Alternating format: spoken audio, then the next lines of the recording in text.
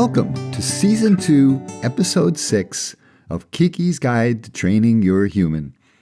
My name is Ken Van Camp. In each episode, Keke presents a dog's perspective on life and growing up in the human world. In this episode, we'll hear about the great smartphone debate and whether your humans can function without it. I hope you enjoy it as we start with the great smartphone debate. Lesson 62. Can your human remove the lid from a dog food can when YouTube is down? If there's one thing humans love more than their dogs, it's their phones. That and the Super Bowl starring Taylor Swift. It's sad, but true. They use smartphones to plan dinner, organize their love lives, and tell them where and when to poop. Kind of like my humans do for me. But their phones don't even dole out treats, unless you consider a new kale juice recipe to be a treat. Wrong places. I believe there are appropriate places for phones and unsuitable places. Am I right? For instance, keeping your wits and senses about you when walking is essential. You never know when the next car will whiz by, the sidewalk will be caked with trodden poop, or the neighbor's cat will send a squirrel flying for its life. You don't want to miss any of these, do you? The list of inappropriate places is too extensive, so let's narrow this down to the right places. Here are some acceptable places to use your phone. Number 1, take a photogenic picture of your favorite dog. Number 2, plan the route to the nearest pet store for more treats. Number 3, some people say phone apps can do helpful things like manage your money so you can make profits and buy more gifts for your favorite dog.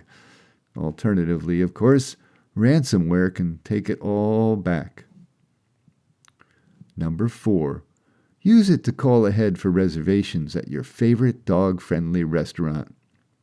Here's a sign I saw at the Tavares Doghouse, a restaurant that has a large open outdoor area and back for dogs and their owners. It reads, "I just want to drink wine and pet my dog." Well, that's all I can think of. Have you found any other good uses for phones? Imperfect tool or unbelievable nuisance. Then there are the notifications. Those wonderful, well-meaning, yet unsolicited interruptions that humans get all day long. Kind of like a dog saying, "Look at me, do you want to play? Or maybe you'd like to scratch my back." I don't know anyone like that, do you? Phones can warn you of impending disastrous events, like an approaching tornado, a kidnapped child, or the dog park closing in 1 hour. But sometimes they can get overzealous, like alerting you whenever your ex posts on X, or every time you get an email from your cat. Are you old enough to remember friends who got that helpful "You've got mail" notification every time AOL posted a new message? I'm not either, but it doesn't sound pleasant. What's your human's most annoying app? Withdrawals.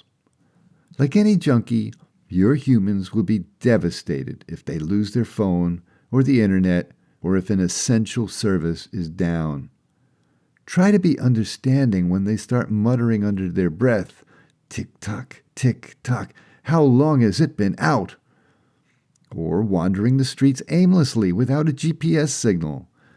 Or dressing like a Puritan because their purple outfit planner is down. Or going to a party with nothing to say because their favorite AI chatbot can't write any zingers and TMZ is down. Does your human assume the fetal position and cry like a baby? Do they need help removing the lid from a dog food can because YouTube is not responding? How does your human cope? Leave a comment or send me an email and let me know. Be proactive. How can you help your human avoid the dreaded smartphone addiction? Just end it now. They'll thank you for it eventually.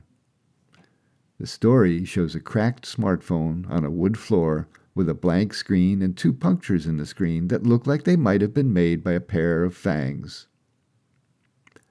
And here's a bad dad dog joke I picked out just for you.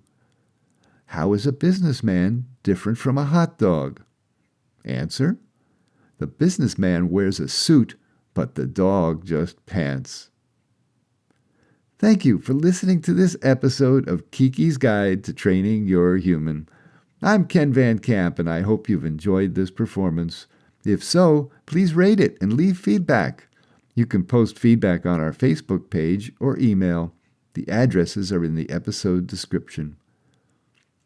We are dropping a new episode of Keke's podcast every weekend on all major podcast apps. Make sure you follow Keke's Guide so you'll be notified as each episode becomes available. So, what will happen next? Will Keke destroy her human smartphones?